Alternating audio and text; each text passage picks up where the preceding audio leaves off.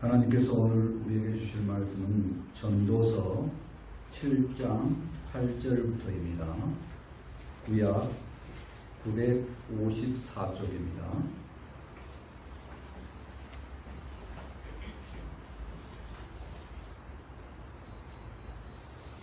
전도서 7장 8절에서 18절까지 한 절씩 교독하겠습니다.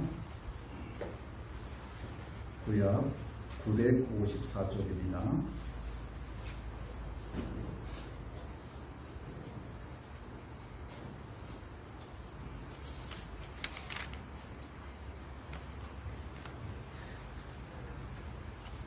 전도서 7장 8절에서 18절까지 한 절씩 교독합니다.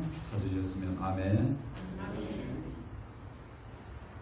일이 끝이 시작보다 낫고 참는 마음이 교만한 마음보다 나으니 혹한 마음으로 너를 바라지 말라. 너는 매한 자의 품에 어머니입니다. 옛날이 오늘보다 나은 것이 어찌니냐 하지 말라. 이렇게 묻는 것은 지혜가 아니니라.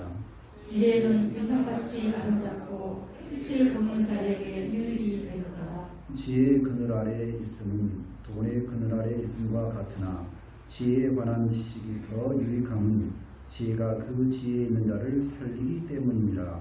하나님께서 행하시는 일을 보라. 하나님께서 곱게 하신 것을 누가 능히 곱게 하겠느냐. 형통한 날에는 기뻐하고 공고한 날에는 되돌아보아라. 이 두 가지를 하나님이 병행하게 하사 사람이 그의 장래일을 능히 헤아려 알지 못하게 하셨느니라. 내 험한 날을 사는 동안 내가 그 모든 일을 살펴보았더니 자기의 의로움에도 불구하고 멸망하는 의인이 있고 자기의 흥행에도 불구하고 장수하는 악인이 있으니 지나치게 의인이 되지도 말며 지나치게 지혜자도 되지 말라. 어찌하여 스스로 패망하게 하겠느냐. 지나치게 악인이 되지 말며 지나치게 우매한 자도 되지 말라. 어찌하여 비난 전에 죽으려고 하느냐. 같이 읽겠습니다. 너는 이것도 적으며 저것에서도 내 손을 놓지 아니하는 것이 좋으니 하나님을 경외하는 자는 이 모든 일에서 살아나리라. 아멘. 전도서 말씀을 준비를 했습니다. 저는 청년회 때부터 하나님을 알게 됐는데요. 전도서를 처음 볼 때 제목만 보고요. 어떤 생각을 했냐면 어떤 도를 전하는 전도를 어떻게 하는 그것이 써져 있을 거라고 기대를 하고 봤는데요. 1장에 보니까 헛되고 헛되다, 허무하다는 말만 이렇게 기록이 되어 있더라고요. 그래서 참 제 생각과 성경의 내용은 참 많이 차이가 나구나 이런 생각을 했습니다. 오늘 말씀도 여러분들의 생각에는 교회 생활이나 또 성도로서 어떻게 살아야 될 것인가 어떤 기준이 있을 겁니다. 오늘 말씀을 통해서 다른 차원의 그런 얘기가 나오더라도 그럴 수 있겠구나 생각해보고 생활에서 더 유익되고 또 성도로서 바른 지혜를 가져가는 우리 모두가 되었으면 좋겠습니다. 저는 주로 설교하는 방식이 한 절 한 절씩 살펴보는 강의식입니다. 그래서 한 절씩 보도록 하겠습니다. 첫 번째 주제로는 참는 마음을 살펴보고자 합니다. 8절에서 10절입니다. 8절 말씀 보실까요? 일의 끝이 시작보다 낫고 참는 마음이 교만한 마음보다 나으니. 일의 끝보다는 완성이 되면 좋겠죠. 누구나 원하는 것입니다. 근데 사실 솔로몬이 일의 완성 부분에 대해서 무엇을 얘기하냐면 인생이 끝 지점이다 이렇게 이야기합니다. 다시 말하면요, 인생이 끝나는 날이 더 낫겠다라고 이렇게 이야기를 합니다. 뭐 때문에 그러냐면요, 솔로몬이 살고 보니까 깨달음이 있는데 그 깨달음 때문에 인생의 종착역이 더 좋더라 이렇게 이야기를 합니다. 그래서 그동안은 청춘이 낫지 했는데 아니라는 얘기입니다. 이제 하나님 품으로 가는 날이 얼마 안 남은 게 더 낫더라 이렇게 고백하는 거죠. 그렇기 때문에 이제는 나이가 많이 먹고 하나님께 나아갈 날이 얼마 안 남았다. 그럼 더 좋다는 의미고, 그렇기 때문에 말씀이 연결됩니다. 참는 마음이 더 좋더라 하는 얘기입니다. 참는 마음이 교만한 마음보다 나으니 이렇게 말하고 있습니다. 아까 대표 기도하시는 분이 어느 때까지 참아야 합니까? 하고 기도할 때 참 마음이 와닿아서, 믿음 안에서 생활하다 보면 참 참아야 되는 일이 많죠. 또 어떤 경우에 이렇게 생각할 수도 있습니다. 내가 참을 때가 더 많았나, 아니면 내가 뭐라고 옳은 일에 대해서 따지고 끝까지 투쟁한 것이 많았냐 이렇게 생각해 보면, 믿음의 사람들은 일의 해결 방식에 의해서 참는 것이 더 많았다 이렇게 생각이 됩니다. 다 많이 참으셨습니다. 그래서 여기에 계신 겁니다. 참지 않고 그때 그 인간하고 뭔가 이 일을 해결하려고 끝까지 갔으면 여러분들 여기 안 있겠죠. 다른 곳에 있었을 겁니다. 그런데 참았다는 겁니다. 그래서 여기 있는 거고, 그게 증거입니다. 그리고 또 모든 인간들이 그렇게 참는 것도 있지만, 우리 또 믿음의 사람들은 하나 더 참죠. 뭐 때문에요? 하나님 때문에 참습니다. 우리 주님 예수님 때문에 참습니다. 얼마나 참고 지냅니까? 그 참는 마음이 솔로몬이 나이 먹고 보니까 더 낫더라고 이야기를 하고 있습니다. 9절 말씀을 보실까요? 급한 마음으로 노를 바라지 말라. 노는 우매한 자들의 품에 머무름이니라. 노를 바라는 것, 화를 내는 것, 필요할 때 화를 낼 수 있습니다. 그런데 화를 내지 않고 문제를 해결하는 것이 더 낫다고 솔로몬은 이야기합니다. 그런데 방송을 보십시오. 주변의 사람들 보십시오. 대한민국 사람들은 왜 그렇게 화가 많은지 모르겠습니다. 주변에 화내는 사람들이 너무 많죠. 그만큼 대한민국은 힘들어하구나 이렇게 생각을 하면 좋겠습니다. 그래서 그들과 함께 똑같이 화를 낼 수도 있지만 우리는 넉넉한 마음을 갖고 조금 참는 마음이 더 있었으면 좋겠습니다. 아멘. 10절 말씀 계속 봅니다. 옛날이 오늘보다 나은 것이 어찌미냐 하지 말라. 이렇게 묻는 것은 지혜가 아니니라. 또 이렇게 말하는 분들이 있습니다. 참 옛날엔 좋았는데 그때 젊을 때 생각하면 내가 그 일을 이렇게 해결을 했는데 이렇게 하는 사람들이 많다는 겁니다. 그렇게 옛날 이야기는 거기에서 지혜를 가져온 것도 좋지만 그것을 이야기하는 것이 솔로몬이 볼 때 별로 안 좋다는 얘기입니다. 지금이 좋고 미래가 좋다는 겁니다. 왜 그러냐? 지금 많이 이루어 놨기 때문에 지금이 좋은 거고, 그 다음에 미래를 생각하는 것이 왜 좋냐라고 하는 것은 솔로몬이 볼 때 미래, 곧 죽음의 종착역에서 바라보니까 하나님이 보이더라는 겁니다.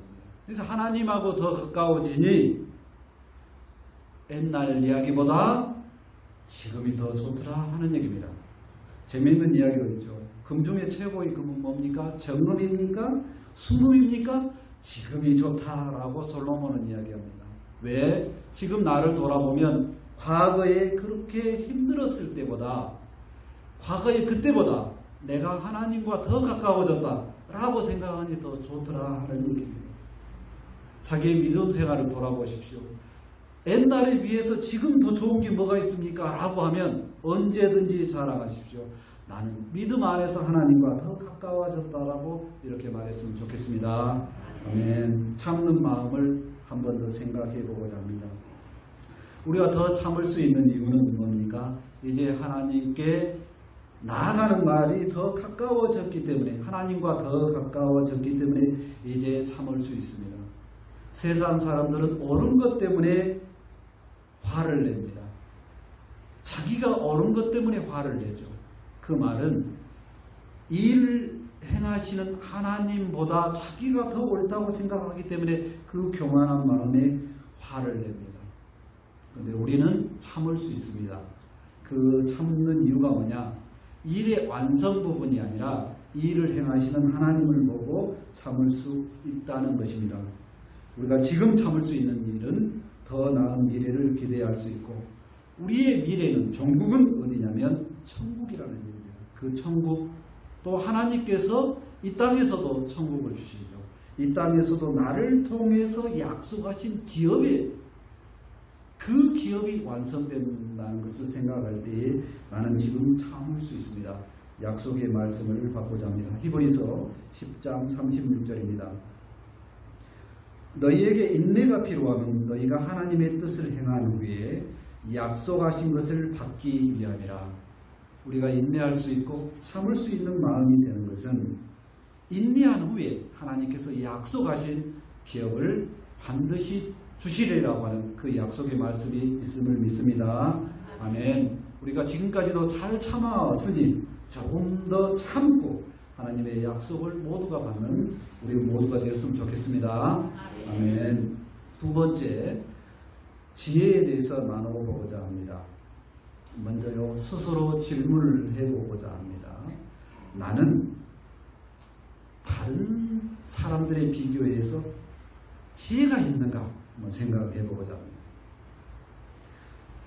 이 파트 말씀이 끝날 때에 답을 정했으면 좋겠습니다. 11절 말씀을 보실까요? 지혜는 유산같이 아름답고 햇빛을 보는 자에게 유익이 되나니. 지혜는 물려받은 유산 같다는 겁니다. 부모님께서 저에게 재산을 좀 주시면 기분이 좋겠죠. 남겨놓은 아름다운 또 넉넉한 이런 마음이 있을 것입니다. 저도 외아들이다 보니까 부모님께서 조그마한 땅을 줬습니다. 크지는 않습니다. 근데 뭔가 든든한 마음이 있더라고요. 12절 말씀을 보실까요? 지혜의 그늘 아래 있음은 돌의 그늘 아래 있음과 같으니 지혜에 관한 지식이 더 유익함은 지혜가 그 지혜에 있는 자를 살리기 때문입니다. 지혜가 있으면요, 돈의 그늘 아래, 돈이 넉넉하신 분은 아실 겁니다. 그 주는 힘이 얼마나 좋은지. 저는 좀 돈이 없어서요, 그 힘은 아직 잘 모릅니다. 이 두 가지, 유산이나 돈이나 이것보다 뭐가 더 좋다고요? 지혜가 좋다고 합니다. 왜 그러하냐? 지혜는 모든 유익함 중에서 모든 것을 행할 수 있는 능력을 다 포함하기 때문입니다. 그런데 이 지혜가 이것들에 포함해서 하나 더 추가적으로 있는 것이 있습니다. 그거는 뭐냐면 살리는 겁니다. 살리는 힘이 있다는 겁니다. 생명이 있다는 겁니다. 우리가 슬픈 거는 뭐냐면 아프고 죽기 때문입니다. 낫지를 않기 때문이에요. 그런데 지혜가 있으면 그 지혜 때문에 내가 나을 수 있고 마음의 병이 치유가 되고 지혜가 있으면 살아있는 자가 된다는 겁니다. 항상 살아있는 자라는 겁니다. 이건 나이와 관계가 없다는 겁니다. 청년들이 대한민국의 취직의 어려움 때문에 정말 죽고 싶다고 하고 실제 죽어있는 영혼들이 얼마나 많습니까? 근데 하나님의 지혜가 들어오면 살아있음이 느껴진다는 겁니다. 뭐든지 할 수 있다는 가능성이 본인이 하나님 안에서 발견합니다. 살아있는 자입니다. 나이가 아무리 많아도 내가 하나님 안에서 내가 오늘 뭔가 할 일을 발견했다. 살아있는 생명력이 있다는 겁니다. 이 지혜가 우리에게 항상 있음을 믿었으면 좋겠습니다. 아멘. 13절 말씀을 보시겠습니다. 하나님께서 행하신 일을 보라. 지혜를 꿰어가는 첫 번째 단추가 하나님을 보라는 겁니다. 하나님의 방법을 보라는 얘기입니다. 하나님이 사람을 얼마나 사랑하셨고 그 사랑하심 때문에 구원을 위해서 아들 독생자 예수님을 우리에게 보내신 그 방법을 보라는 얘기입니다. 그러면 그 방법 안에서 어떤 가능성이 보여진다는 얘기입니다. 그리고 나 자신이 왜 구원받았는가를 생각을 해보라는 얘기입니다. 내가 무엇을 했기 때문에 구원받았는가를 생각을 해보면 아무것도 없다는 것을 발견합니다. 혹은 이런 마음이 들을 수 있습니다.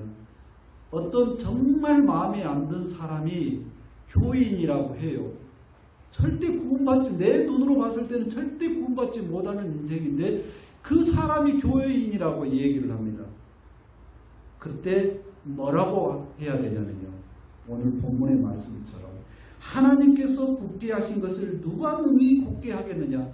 무슨 얘기냐면 하나님이 그를 살리겠다고 하는데 누가 거기에 돌을 달겠느냐 하는 얘기입니다.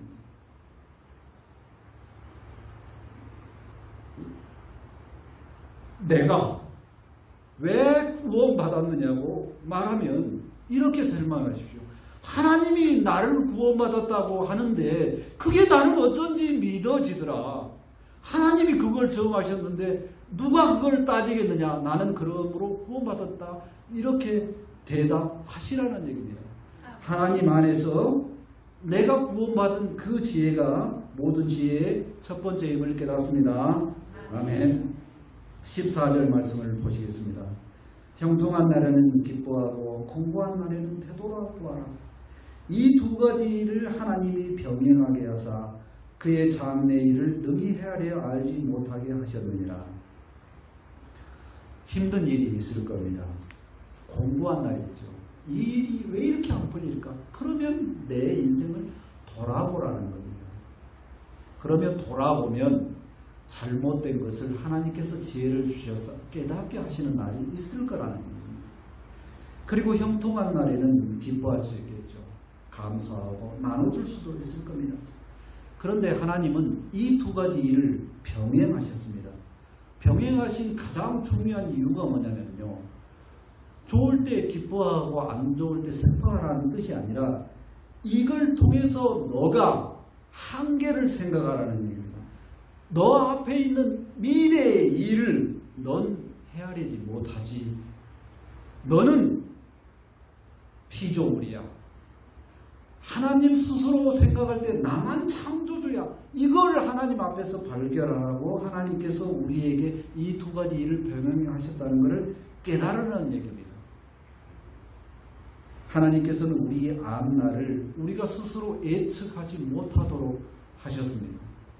그건 많은 과학자들이 날씨 예보를 하고 또 미래는 어떻게 될 거다 하는 일을 추정을 합니다. 근데 그 추정하는 일은 무슨 일을 모르게 하셨냐면 그 이후에 끝날을 모르게 하셨다는 겁니다. 너의 인생이 끝날 때쯤 되면 너가 하나님과 가까워지니 멀어지니 너 그걸 예측할 수 있느냐 하는 얘기입니다. 솔로몬은 이때 무릎을 딱 치고 뭐라고 고백을 하느냐면 하나님 앞에서 내가 어떻게 될 것을 발견하는 그 깨달음 때문에 나이가 먹을수록 더 좋구나 라고 생각하라고 이야기를 하는 겁니다. 지혜에 대해서 이야기를 하고 있는 중입니다. 지혜는 유산처럼도 좋고 돈처럼도 좋고 모든 해결할 것에서 좋은 것이 있고 한 발 더 나아가 생명을 주는 것이 좋은 것이 있습니다. 그러나 솔로몬이 가장 중요하게 지혜로 깨달은 것은 뭐라는 거냐? 하나님이 모든 일을 행하시는 것을 알라. 그것이 지혜의 첫 번째라. 이것을 깨달으라고 이야기하고 있습니다. 아멘. 인간에게는 또한 형통한 날도 있고 공고한 날도 있습니다. 그런데 요즘에 대한민국이 너무 힘드니까 또 특별히 결혼식에서 행진하는 그 사람들에게 그렇게 이야기하죠. 꽃길만 걸으세요. 좋은 말이긴 하죠. 오늘 말씀에 비춰보면 아니라는 얘기입니다. 우리의 인생 앞에는 꽃길만 있는 것이 아니라 항상 공고한 날도 함께 있다는 겁니다. 이 두 가지를 동시에 내가 생각할 수 있겠구나 라고 하는 그 마음만 가져도 마음의 평강이 옵니다. 내가 인생이 슬플 때 하나님을 생각할 수 있고 돌아볼 수 있다. 이 두 가지가 있다. 그러니 하나님을 생각할 수 있다. 하나님과 나의 얼마나 갭이 있는가, 차이가 있는가. 이거를 생각만 해도 우리가 지혜가 있음을 깨닫습니다. 아멘. 이 파트에 들어오면서 나는 지혜가 있는가 없는가 한번 생각해 보라고 했죠. 교회 다니신 분들은 믿음 안에 있으므로 다 지혜가 있음을 믿습니다. 아멘. 그러니까 하나님 앞에서 가능성도 발견하고 동시에 하나님 앞에서 한계를 발견하면서 내가 얼마나 하나님 앞에서 미련한지 죄인인지 또 하나님과 나는 얼마나 차이가 있는지 깨닫게 되니 지혜가 있음을 믿습니다. 아멘. 고린도전서 1장 20절에 돌아보는 말씀을 주셨습니다. 지혜 있는 자가 어디 있느냐? 선비가 어디 있느냐? 이 세대의 변론가가 어디 있느냐? 하나님께서 이 세상의 지혜를 미련하게 하신 것이 아니냐? 하나님 앞에서 내가 얼마나 미련하고 한계가 있는지 늘 인정하면서 동시에 하나님을 항상 바라보는 모든 지혜가 우리에게 항상 있기를 원합니다. 아멘. 세 번째로 지혜자에 대해서 살펴보고자 합니다. 15절 말씀을 보시겠습니다. 내 허무한 날을 사는 동안, 여기서 내는 솔로몬 본인을 얘기합니다. 본인의 날이 허무하다고 이야기를 하네요. 솔로몬은 우리가 알다시피 이스라엘 왕 중에 가장 부유하고 가장 막강한 나라였습니다. 지금도 요즘에 모든 법관들이 솔로몬의 지혜, 그래서 솔로몬을 추앙하는 경우가 세상에도 얼마나 많은지 모릅니다. 그런데 그 인생을 살았던 솔로몬이 본인 스스로 뭐라고 하고요? 허무한 날이라고 합니다. 생각해 봤으면 좋겠습니다. 솔로몬이 인생이 허무하다고 이야기합니다. 계속 말씀을 봅니다. 15절 내가 그 모든 일을 살펴보았느니, 감탄사가 나오는 단어가 나옵니다. 모든 일을 살펴봤다고 합니다. 아시죠? 솔로몬은 엄청나게 지혜 때문에 세상에 돌아가는 모든 일을 질문을 답하지 못한 일이 없었습니다. 자, 그렇게 살펴보았는데 말씀을 계속 봅니다. 자기의 의로움에도 불구하고 멸망하는 의인이 있고, 굉장히 의인인데 망하더라는 얘기예요. 또 계속 말씀을 봅니다. 자기의 악행에도 불구하고 잠수하는 악인이 있으니, 정말 악한 사람이 있는데 그 사람 오래 사는 사람도 있더라는 얘기입니다. 왜 이럴까? 라고 생각하면서 솔로몬이 제안을 합니다. 사람들에게. 16절 말씀을 보실까요? 지나치게 의인이 되지도 말며 지나치게 지혜자도 되지 말라. 세상에 의인도 되지 말라. 이 말은 좀 충격인 것 같습니다. 어찌하여 스스로 패망하게 하겠느냐. 솔로몬이 지혜자도 되지 말고 의인도 되지 말라. 그러니 내가 아무렇게나 살아? 이게 아니고 강조점이 뭐가 있다고요? 지나치게 그쪽을 가지 말라는 얘기입니다. 말씀 계속 볼까요? 17절 말씀입니다. 지나치게 악인이 되지 말며 지나치게 우매한 자도 되지 말라. 어찌하여 기한 전에 죽으려 하느냐. 이 지나치게를 강조를 하고 있습니다. 지나치게 하면 문제가 생기더라는. 제가 청년회 때 예수님을 만났다고 하지 않습니까? 그 예수님이 너무 좋아. 그래서 행동이 너무 지금 돌아보니까 너무 지나쳤습니다. 약간의 다른 사람의 평균보다 조금 공부하는 능력이 있었는데 때려치워버렸습니다. 그리고 주님 섬기는 게 너무 좋아. 왜 그러냐면 제가 그 주님을 만난 것이 선교단체였습니다. 선교단체 얼마나 그 열정적으로 하는 거 알죠? 아무것도 없는데 선교 나갑니다. 뭐 그렇다는 얘기예요. 좀 지금 돌아보니까 좀 지나쳤구나 하는 생각이 들더라고요. 근데 그 지나침이 그때도 깨닫지 못했어요. 좀 더 갔어요. 그래서 열정적으로 하는데 이거 갖고는 부족하겠다. 그래서 조금 제가 좀 지나친 것이 뭐냐, 좀 나이가 먹어서 목회를 하기 시작했어요. 이것도 좀 지나친 것이 아닌가 생각합니다. 가장 불편한 것이 뭐가 있냐?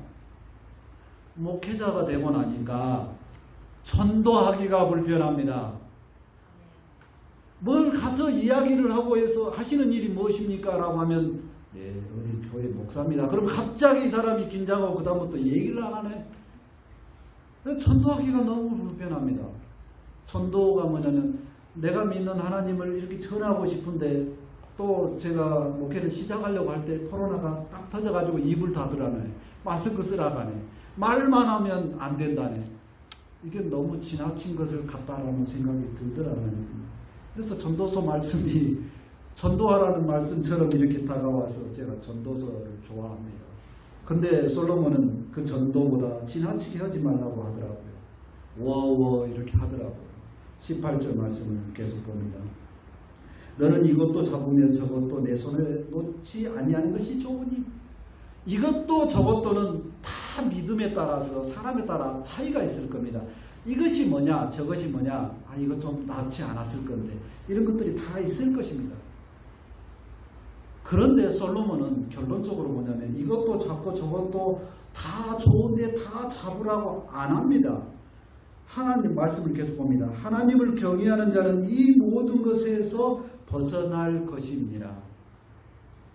다 놔버리라는 뜻이 아닙니다. 중용이라는 단어와 균형 잡힌 이런 뜻입니다. 이거를 잘 보여주는 믿음의 사람이 누구냐면요. 바울입니다.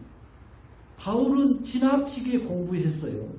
지나치게 하나님을 섬긴다고 하면서 열심히 교인들을 죽였어요. 그런데 하나님, 예수님을 제대로 만난 다음에 균형이 잡혀갑니다. 그러면서 고린도전서 9장 20절에 우리에게 권면할 때 뭐라고 하냐면 유대인에게 유대인처럼 율법 있는 자에게 율법 있는 자처럼 율법이 없는 자에게 율법이 없는 자처럼 약한 자에게 약한 자처럼 이렇게 지내야 된다고 합니다. 그 모습이 세상에 많은 사람을 얻는 거고 지혜롭게 사는 모습이라고 솔로몬이 오늘 문단에서 결론으로 이야기합니다. 지혜자는 역사를 통틀어서 인정하는 그 지혜자 솔로몬의 그 소리를 들어봤으면 좋겠습니다. 솔로몬이 자기가 모든 이루었던 인생을 뭐라고 말하냐면 허무하다고 이야기를 합니다. 그러고 뭐라고 이야기하냐면 하나님을 경외함으로 찾으라고 이야기를 합니다. 그래서 지나치게 의인도 되지 말고 지나치게 악인도 되지 말라고 합니다. 다른 성경에서 나오지 않는 얘기입니다. 그걸 왜 그러냐? 바울처럼 모든 사람을 얻기 위해서 중용하고 중간쯤 해도 괜찮다고 이야기를 합니다.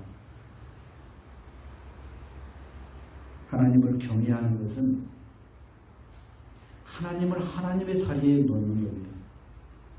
동시에 내가 세상의 모든 것을 버릴 수 있습니다. 그러나 뭐라고 하냐면 하나님을 경외함으로 돈도 명예도 지식도 취할 수 있지만 결국엔 그 모든 것보다 하나님을 경외하는 것이 먼저이면 된다라고 솔로몬은 이야기합니다. 그래서 잠언에서 충고하는 말씀을 또 하나 더 받았으면 좋겠습니다. 잠언 9장 10절입니다. 여호와를 경외하는 것이 지혜의 근본이요 거룩하신 자를 아는 것이 명철이니라. 우리의 지혜의 가장 근본은 하나님을 경외함에 있음을 믿습니다. 아멘. 말씀을 정리합니다. 이 땅에서는 참아야 될 일이 너무 많죠. 부당함도 너무 많습니다. 잘합니다. 그러나 솔로몬은 그것이 더 좋다라고 고면합니다. 인생은 그렇다라고 인정해버린 것이 편하다는 겁니다. 공부한 날도 있고 형통한 날도 있습니다. 결코 내 인생이 편하다고만 해서 그것이 좋은 인생이 아니라는 것을 생각을 해봅니다. 극단에 치우치지 않았으면 좋겠습니다. 또 모든 일을 함에 있어서 극단에 치우치지 않는 것이 하나님을 경외함이 우선임을 믿습니다. 아멘. 늘 하나님 앞에서 자신의 한계를 인정하고 하나님을 더 많이 경외하면서 지식의 근본을, 지혜의 근본을 내면에 깊숙이 하는 우리 모두가 되었으면 좋겠습니다. 아멘. 기도합니다. 하나님 감사합니다.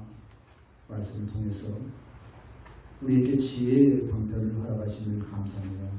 이 지혜의 방편을 마음에 품고 모두가 하나님을 믿는 지혜자이니 이제 지혜자처럼 살 수 있도록 함께하여 주옵소서. 이제 말씀을 받아싸우니 이 말씀이 생명이 되고 힘이 되어서 넉넉하게 세상을 이기는 우리 모두가 되게 도와주시옵소서. 그 넉넉함이 너무 좋아서 주께로 날마다 나오는 믿음이 확장되게 도와주시옵소서. 감사하며 예수님 이름으로 기도합니다. 아멘. 이제 찬송 412장 내 영혼의 그 깊은 데서 찬송합니다.